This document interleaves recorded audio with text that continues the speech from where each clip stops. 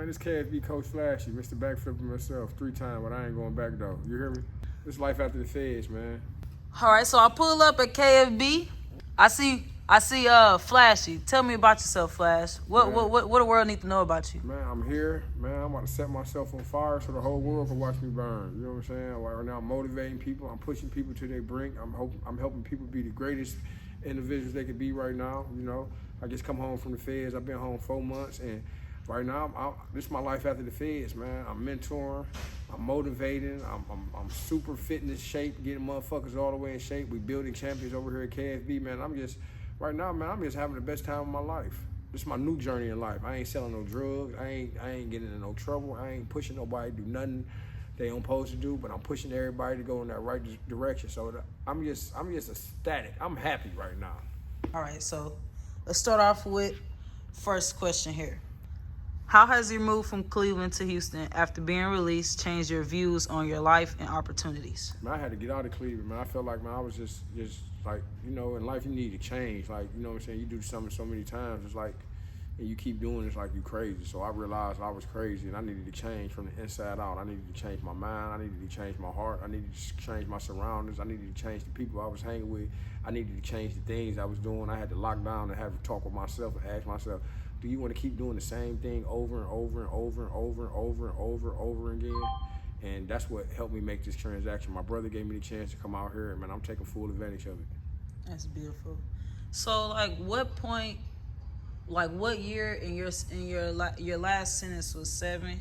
No, I just did 60 months. 60 months. Okay, Yeah. so at what point was it like the middle, or as soon as you got locked up, or towards the end where you knew you had that vision of like, okay, when I get out, we ain't going back to what we used to do? Well, you know, I caught that case. I got out. You know, people don't know I got out and caught another federal case 7 months later. So I was just out 7 months, and I caught a whole new federal case, drug trafficking. And I'm like, damn. I'm sitting in there, and I'm like, damn. I actually added the time. I'm like, damn. I've been home 7 months. Like, man, this shit got to stop. You know what I'm saying? My brother had already moved down here. He was just getting down here, man. And I say I got to Beckley, probably like my 2nd or 3rd year in Beckley. Like I had to tell myself, like, man, because we stayed locked down all day. So I had to ask myself, like, nigga, do you really want to keep doing this shit? Like, do you really want to keep being in these white people jail, just sitting in their jail, sitting on this bunk, like staying in the bathroom? You know what I'm saying? Because that's all jail you stay in is a fucking bathroom. You know what I'm saying? Like, you want this to be your legacy, like constantly in jail. Like, you know what I'm saying? So that's what's like made the change, because I really want to change. Like, I really want to do something different. I want to be better. You know what I'm saying? So I had that locked in my mind. Like, man, no, this is not gonna happen. You know what I'm saying? So I started visioning like what I wanted to do, like what I wanted to be, like just having it in my mind, like staying locked down all the time, just visualizing. My brother would send me all these pictures. I made a vision board, and like, man, this is what I'm gonna do. And like, what really helped me, like 2 of my best friends, Tez and Kev, and the best people in the world, man, they caught a brand new case, man, and they looking at a lot of time, and they just like, man, that could be you. Like, you getting out of jail this time, but that lady said, you come back, I'm careering you. And I gotta fight a career, and a career, that's a life sentence with me fighting it. So you gotta make the mind up, do I wanna stay in jail the rest of my life? Go out here, ball for 2-3 months or a year, come back to jail and be in there for the rest of my life, or change my whole life and ball forever by doing the right thing. Right. That's beautiful. That's beautiful. All praise to God, man. Man, all God praises. is beautiful, man. Yeah. Well, so the second question I got, what is your favorite age group to train and why? Favorite age group? I just love this shit. But like, when a person don't got no experience or no bad habits, you like to build your own fighter. So it's like a video game. You know what I'm saying? So it's like building your own fire. Like, when you're dealing with somebody, I like dealing with the people who already know the game, because now I can add this and add that. But, you know, I like both of them. You know what I'm saying? I like the people who've been fighting the game, to know the game, and I can add to them, like a new dog who want to learn tricks. You know what I'm saying? Right. 'Cause I got so much new shit in my brain locked away. You know what I'm saying? I ain't even gave it to nobody. You know what I'm saying? Like, so like, I like working with my nephew, you know what I'm saying, King Jr., because he's like a video game. You know what I'm saying? He can do whatever you tell him to do. You know what I'm saying? He's so sharp. I like working with Summer. She's a new fighter I got. Like, she's amazing.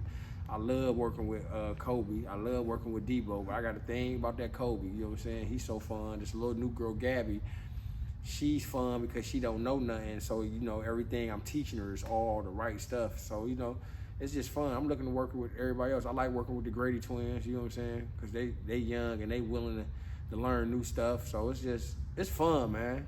Right, right. All right, third question. What are your strengths and what are some areas of improvement you want to make as a coach and a fighter? Because I know that you trying to get your pro fight coming up in 2025. Yeah. You coaching and you training yourself as well. Yeah. So starting off as a fighter, what's some improvements you can make, and then what's some improvements you can make as a Just coach? lock it in, just being more, you know what I'm saying, being more sound with the defense. You know, I'm not training. I'm just, you know, I put all the work in, but my brother's my coach. He's my trainer. You know, I just do the stuff that he don't have to tell me to do.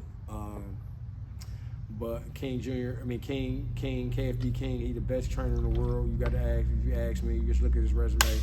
That, you know what I'm saying, gets BMO when walking forward, because, you know, I could box slick and all that, just walking forward with the defense more tighter.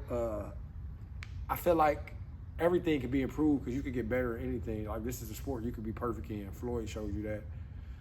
But, you know, I want to have everything down to a science. I want to shock a lot of people because when people see me, they be like, damn, how you at that age moving like that and doing like that? I want to show people, like, nothing is going to stop you. I got 4 years left that God kept my body young because God know this is what I wanted to do, and he used me as a vessel. You know what I'm saying? To give all glory to his name and bring more people to him. So, you know what I'm saying? I give all thanks to my God for just keeping me young, keeping my body to do stuff, because I can do amazing things with this joint. Right. Man, I just want to thank God. Thank God for having Flash here, Coach Flash. We grateful. All right. Question number 4. What are some areas spiritually, emotionally, and mentally that you're still working on after dealing with your traumas and experiences from your past? My traumas, like, you know, I don't trust people relationship-wise, like that relationship-wise, like I'm scary on it. It's different. Yeah. So, you know, just not. I'm not even gonna say relationship. Just that whole thing of running the streets, like going to jail, people turning their back on you, kicking you in your back when you at your lowest. You know what I'm saying? So how do you see yourself moving forward with that, and what are some ways, like, because I know you down here in Houston now, so now you can sit back and, like, reflect on everything. Yeah. So how are you kind of using your new environment to, like, rewire your brain on how certain things went from back then? Well, or you just, like, moving forward? I'm moving forward, but it's everything is in the forefront. It's in the front of my head. It's in the front of my head, and it's just like, man, I don't think I'll never be able to get over that. It's trauma. You know what I'm saying? It's just certain stuff hit harder with other people. You know what I'm saying? Yeah. Like, I don't know if I'll ever be able to get over that. You know what I'm saying? That's mentally, I'm tough. Like, my mind, like, you know, once it's set, it's set. So I have to do a lot of unsetting, a lot of removing, a lot of scar. I got a lot of scar tissue, you know, so I don't think that's gonna be able to change. But spiritually, man, I love God. I'm close to God. I probably should go to a church and hear some of the gospel, some of the word. Mentally, man, you know, I believe in just pushing people. Because, you know, I did wrong, man. I pushed myself I've been in the feds 3 times. Like, you know what I'm saying? Never had a co-defendant. So I just, like, well, I got my mind set on something. Like, we going to do it, man. Let's do it. We ain't going to do no half-ass. Right. So, you know what I'm saying? I can't be a little hard, you know what I'm saying? But who want a soft coach? Right.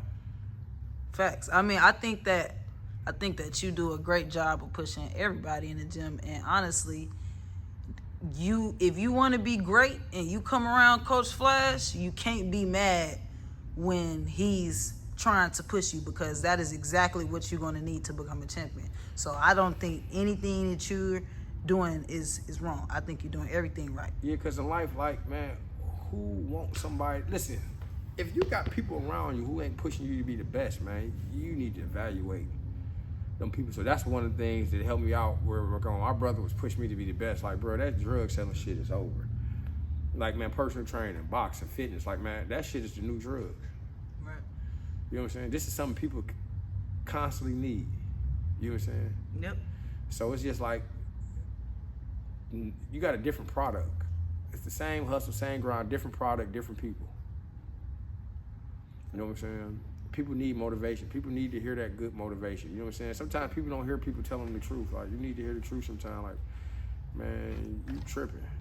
You know what I'm saying? That's what I had to tell myself. I had to start holding myself accountable for my actions. Like, bruh, like, man, you need to snap up out of it. You standing in your own way. Question number 5. How has you and King, your brother, relationship grown since opening the gym? Because I believe he opened it since last year, and you were still locked up. I was still locked up. So y'all already had that in talks. Yeah, it was so he told me, you know, this was the plan. We started this plan in 2020. He told me, like, man, you gonna come home to your own gym. Just leave that shit alone in the past. You know, when you come out here, it's something new. You know what I'm saying? When I came out, and it was this.